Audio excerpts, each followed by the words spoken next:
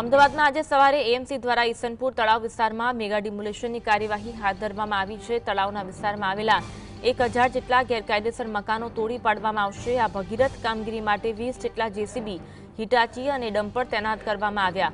કોઈ અનિચ્છનીય બનાવ ન બને તે માટે પોલીસનો સઘન બંદોબસ્ત ગોઠવવામાં આવ્યો છે। આ ડિમોલેશનમાં 500 પોલીસ કર્મીઓ અને 500 એએમસી સ્ટાફ માણસો જોડાયા।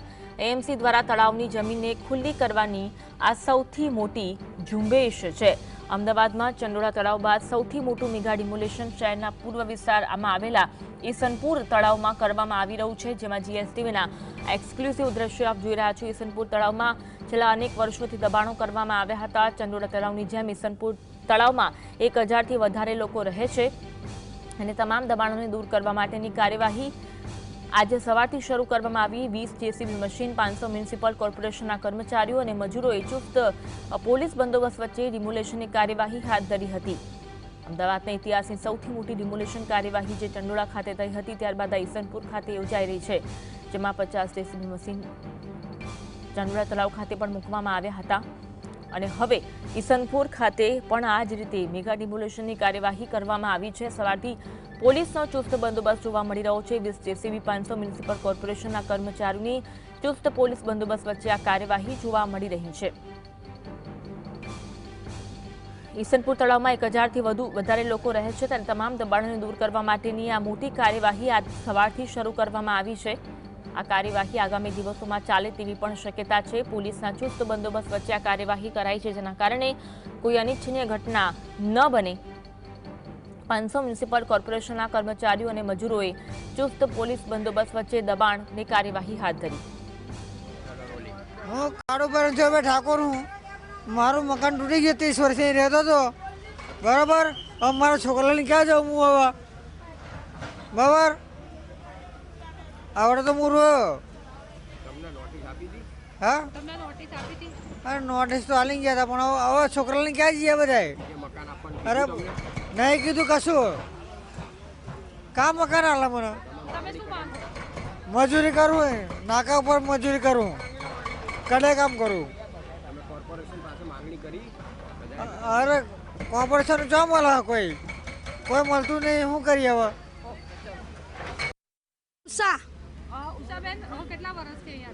અમે 45 વર્ષથી રહીએ છીએ બેન, 45 વર્ષથી રહીએ, કઈ છે નહીં અમારા જોડે, કઈ નહીં હોત તો પછી આવી રીતે અમે હેરાન થયા હોત નહીં। ઘર ના બહાર કશું નહીં અમારી જોડે, રખડી ગયા અમે લોકો, શું કરીએ? ઘર આપો અમને, ઘર અમે તો જોઈએ, ભાડા ભત્તા ના જોઈએ, ભાડા ભત્તા નહીં અમારી જોડે, શું કરવાનું? આપણે શેર લાઈન શેર ખાવા છે હા, તો આપણે શું કરવાના હતા? कितने बड़े मकान के भाड़े, कितने मकानना भाड़ा कितना मोटा છે, શું કરવાનું? ક્યાંથી લાવવાના? મહેનત મજૂરી અત્યારે છે નહીં અમારી જોડે, 1 રૂપિયો નહીં। અમે રોડ ઉપર આવી ગયા, મકાનો મહેનતથી બનાવ્યા હતા। તમે બી આવો, તું તો બોલ રે। અલ્પેશ ઠાકોર। અલ્પેશભાઈ, કેટલા વર્ષથી અહીં રહો છો? તમને 40-50 વર્ષ થઈ ગયા અમારા, બરાબર। પોતાનું મકાન હતું, આપણે એટલે વેચાણ લીધું હતું આપણે, બરાબર। કેટલામાં લીધું? લાખ રૂપિયા, તારે લાખ રૂપિયામાં લીધું આપણે, તારે એવું સગવડ હતી તારે લાખ રૂપિયામાં લીધું હતું। હવે અત્યારે આપણે મકાન તૂટ્યું, આપણે મકાન ના મળે, આપણી પાસે સગવડ નહીં, બરાબર। આપણે કંઈ મકાન તો મળવું જોઈએ કે નહીં? કંઈ સગવડ તો થવી જોઈએ કે નહીં? આપણે હું કારોબાર ઠાકોર હું। લોકો પોતાની વ્યથા જીએસટીબી સામે વ્યક્ત કરી રહ્યા છે કે આ મકાન લીધું હતું, પણ હવે દબાણમાં તૂટી ગયું છે।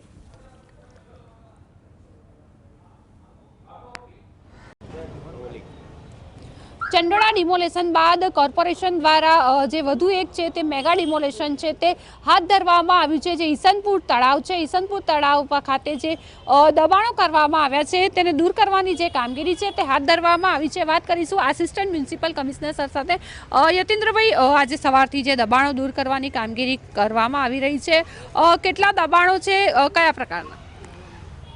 કુલ તો 1000 જેટલા મકાનો હતા, આપણે 900 જેટલા રેસિડન્ટ છે, બાકી કોમર્શિયલ મકાન હતા 950 જેટલા મકાનો છે।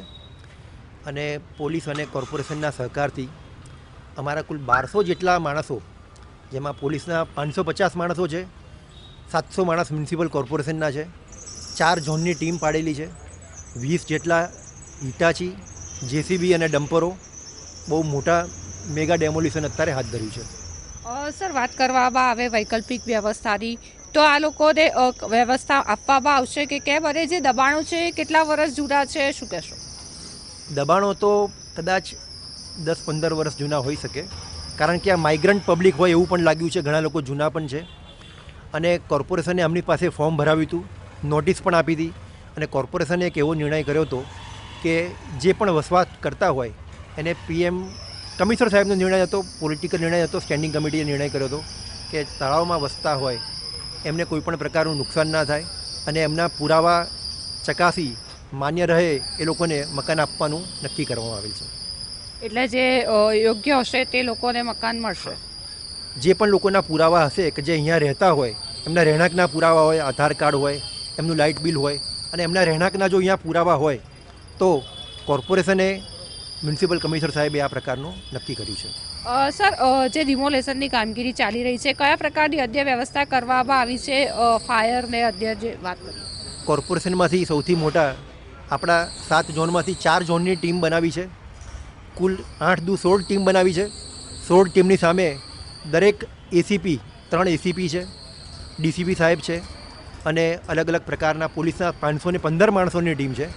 આપણા 4 ઝોનના કુલ 700 માણસ છે, જેમાં ફાયરના માણસો છે, એસ્ટેટના માણસો છે, આપણો વહીવટી UCD તમામ પ્રકારના સ્ટાફનો ઉપયોગ કરીને આ ડ્રાઈવ હાથ ધરેલ છે. કેટલા સમય લાગશે તમામ ડિમોલેશન?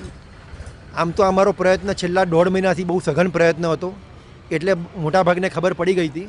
એટલે મકાન ખાલી કરવાનું અમે એ લોકોને પૂરતો ટાઈમ આપ્યો હતો કે કોઈ પણ જાનમાલનું નુકસાન ના થાય. તમામ નાગરિકો જે વસવાટ કરતા હોય એ પોતાનો સામાન લઈ શકે એવો અમે આગ્રહ રાખ્યો હતો. એટલે એ પ્રકારનું અમારી તૈયારી હતી. એટલે અમે કોઈ અવ્યવસ્થા ઊભી ના થાય એ પ્રકારનો પ્રયત્ન અમે રાખેલો હતો. તો આ હતા આસિસ્ટન્ટ મ્યુનિસિપલ કમિશનર, કે જેઓનું કહેવું છે કે જે ચંડોળા બાદ જે ઈસનપુર તળાવ છે ત્યાં ડિમોલેશનની જે કામગીરી છે તે હાથ ધરવામાં આવી છે. ચુસ્ત પોલીસ બંદોબસ્ત વચ્ચે જે કામગીરી છે તે ચાલી રહી છે. કેમેરામેન ભીખાભાઈ વ્યાસ સાથે ઝલક અત્યારું, GSTV. તો ઘણા સમયથી પ્લાનિંગ હતું અને આજે સવારથી જ ડિમોલેશનની કાર્યવાહી કરવામાં આવી છે. અને જે લોકો આપવીતી જણાવી રહ્યા હતા તે અંગે તેમના દ્વારા જણાવવામાં આવ્યું, અધિકારી દ્વારા તેમણે કહ્યું છે કે જે લોકો પાસે મકાનના પુરાવા હશે તેમને વૈકલ્પિક વ્યવસ્થા ઊભી કરી આપવામાં આવશે અને પૂરતો સમય દરેક લોકોને આપવામાં આવ્યો છે. આજ અંગે વધુ વાત કરીશું. સંવાદદાતા ઝલક અમારી સાથે લાઈવ જોડાયા છે. ઝલક, જે રીતે ચંડોળા તળાવ બાદ હવે ઈસનપુર ખાતે પણ આ દબાણની કાર્યવાહી કરવામાં આવી છે, હાલમાં શું અપડેટ મળી રહી છે કાર્યવાહીને લઈને? જી અંજી, જે સવારે 8 વાગ્યાથી છે તે કોર્પોરેશન દ્વારા જે પોલીસની બંદોબસ્ત વચ્ચે જે ડિમોલેશનની જે પ્રક્રિયા છે તે હાથ ધરવામાં આવી છે. ઈસનપુર તળાવ પર જે 1000 જેટલા તે કાચા જે મકાનો કોમર્શિયલ એકમો ઉભા કરવામાં આવ્યા છે તેને દૂર કરવાની જે કામગીરી છે તે કરવામાં આવી છે. આ કામગીરી પૂર જોશમાં ચાલી રહી છે. 4 ઝોનની જે ટીમો છે તે ટીમો પણ બોલાવવામાં આવી છે અને 500 થી વધુ પોલીસ કર્મીઓ તેમજ 500 થી વધુ જે કોર્પોરેશનનો જે સ્ટાફ છે મેગા ડિમોલેશનની જે કામગીરી છે તેમાં કામે લાગી ગયું છે. અને તમે જોઈ શકો છો કે જે રસ્તો છે જે ઈસનપુર કામવાડીથી જે નારોલ તરફ જે રસ્તો છે તે બંધ કરી દેવામાં આવ્યો છે. અને ચારે તરફ પોલીસની ગાડીઓ, કોર્પોરેશનની દબાણની ગાડીઓ, જેસીબી મશીનો, હૈટાથી મશીનો જોવા મળી રહ્યા છે. પોલીસ કાફલો જોવા મળી રહ્યો છે. લોકો પણ છે તે તમામથી આ જે ડિમોલેશનના સમાચાર મળતા જ જે આ કામગીરી જોવા માટે સોસાયટી બહાર ઉભેલા જોવા મળી રહ્યા છે. કહી શકાય કે જે ચર્ચાનો જે વિષય છે તે આ ડિમોલેશન છે તે ફરી બન્યું છે. ચંડોળા વખતે ડિમોલેશનની જે કામગીરી છે તે ચર્ચામાં આવી હતી. હવે જે ઈસનપુર છે ડિમોલેશનની ચર્ચા ચાલી રહી છે. આપનું નામ? મારું નામ સુરેશભાઈ. સુરેશભાઈ, ડિમોલેશનની પ્રક્રિયા ચાલી રહી છે સવારથી શું? આ સવારથી ચાલુ કરી રહી છે. આ 40 વર્ષથી જે લોકો વર્ષોથી રહેતા હતા અને આ થોડી નાપાસ થયું છે. આજે તોડવાનું કાર્યવાહી ચાલુ છે. કોઈને કોઈ વ્યવસ્થા આવી નથી, કોઈને મકાન નહીં કરતું જ નથી, કોઈને આર્થિક નથી કરતું. ત્યારે મ્યુનિસિપાલિટી આવી નથી એ પહેલાનું ક્યાં? તો લોકો કહી રહ્યા છે કે ઘણા વર્ષોથી જે લોકો છે તે અહીંયા આ રીતે વસવાટ કરે છે. તો કેટલાક લોકો છે તે પોતાની વ્યવસાય કરી રહ્યા છે, દુકાન પણ કેટલાકની છે, પરંતુ તે રીતે વોટર બોડી પર કોઈ પણ પ્રકારના જે દબાણ છે તેને ચલાવી લેવાય નહીં અને તેને લોકો જે કોર્ટના ચુકાદાને ધ્યાનમાં લેતા તંત્ર દ્વારા જે તળાવો છે, વિવિધ પ્રકારના જે શહેરમાં તળાવો છે જ્યાં ડિમોલેશન જ્યાં કોઈ પણ પ્રકારનું જે દબાણ કરવામાં આવ્યું છે તે દૂર કરવાનો નિર્ણય લેવામાં આવ્યો છે. ત્યારે ચંદ્રણા બાદ હવે જે ઈસનપુર છે તે ઈસનપુર તળાવ ખાતેનો જે અમલ છે તે અમલ ચાલી રહ્યો છે. ટોરેન્ટ પાવરની જે ટીમ છે તે ટીમ પણ અહીંયા પકડી રહી છે. ટોરેન્ટ પાવરની ટીમ છે જે વીજ કનેક્શન છે તે વીજ કનેક્શન દૂર કરવામાં આવે છે કારણ કે કોઈ અકસ્માત જાનહાનિ થવાનો સંભવ છે. આથી જે ટોરેન્ટ પાવરની ટીમો દ્વારા જે એકમો છે તે એકમોનો વીજ છે તે બંધ કરવામાં આવે છે અને જે ડિમોલેશન છે તે ચાલી રહ્યું છે.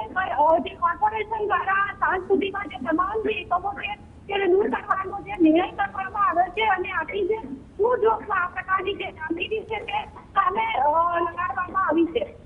બિલકુલ, કેટલા દિવસ સુધી આ કામગીરી ચાલવાની છે તે અંગે કોઈ અપડેટ? અને આ સાથે જે રીતે અધિકારી દ્વારા જણાવવામાં આવ્યું કે જે લોકો પાસે મકાનના પુરાવા છે તેમને વૈકલ્પિક વ્યવસ્થા ઊભી કરી આપવામાં આવશે, સંદેશ મકાન માલિકો સુધી પહોંચ્યો છે કે નહીં? કારણ કે એક તરફ લોકો એવું કહી રહ્યા છે કે એમના માટે કોઈ વૈકલ્પિક વ્યવસ્થા કરવામાં નથી આવી. લોકોની નોટિસ પાઠવવામાં આવી હતી, સામાન ખાલી કરવાનો પણ છે તે તેઓને સૂચના આપવામાં આવી હતી. કોર્પોરેશન દ્વારા જે નીતિ ચંદ્રણામાં અપનાવવામાં આવી હતી તેવી નીતિ છે તે અહીંયા ઈસનપુર તળાવ અને અન્ય જે તળાવોમાં ડિમોલેશન કરવામાં આવશે ત્યાં અપનાવવામાં આવશે. એટલે કે જે લોકો સ્થાનિકો છે એટલે કે જે માઇગ્રન્ટ પબ્લિક નથી અને જેઓની પાસે પોતાના આધાર કાર્ડ છે, અન્ય જે પુરાવા છે તો ચોક્કસ તેઓને પણ જે પોતાનો માટે છે તે ફોર્મ ભરાવીને મકાન ફાળવણી કરવામાં આવશે. કોર્પોરેશન દ્વારા તેઓને જણાવવામાં આવશે કે આધાર પુરાવા, જપ્તી પુરાવા રજૂ કરીએ તેઓને છે તે મકાન આપવામાં આવશે. પરંતુ હાલ જે લોકો છે તે લોકો ક્યાંક ને ક્યાંક જે આ વાત પહોંચ્યો હોય તેમ લાગતું નથી અને આથી જ તેઓ આ પ્રકારે છે તે વાત કરી રહ્યા છે. અત્યારે તો તેઓ છે તે ભાડાનું મકાન છે તે શોધી રહ્યા છે. જી આભાર ઝલક જોડાવા માટે અને માહિતી આપવા માટે. તો ચંદોરા તળાવ બાદ હવે ઈસનપુર ખાતે પણ જે કાર્યવાહી કરવામાં આવી રહી છે. ઈસનપુર તળાવમાં 1000થી વધારે લોકો રહે છે અને ત્યાં દબાણ દૂર કરવાની કાર્યવાહી સવારથી જ હાથ ધરવામાં આવી છે. આગામી દિવસોમાં પણ આ કાર્યવાહી યથાવત રહે તેવી શક્યતા. પોલીસનો મોટો બંદોબસ્ત ગોઠવી દેવામાં આવ્યો છે. ટોરન્ટ પાવરની ટીમ પણ ત્યાં પહોંચી છે. 20 જેસીબી મશીન હોય અને 500 મ્યુનિસિપલ કોર્પોરેશનના કર્મચારીઓ અને મજૂરો આ કાર્યવાહી કરી રહ્યા છે.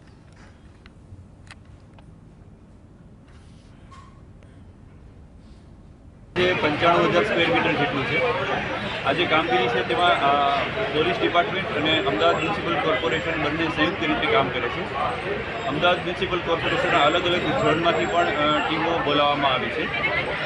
સમગ્ર તળાવને 4 ભાગમાં વહેંચી અને પોલીસ અને અમદાવાદ મ્યુનિસિપલ કોર્પોરેશનની સંયુક્ત ટીમ સંયુક્ત રીતે કામ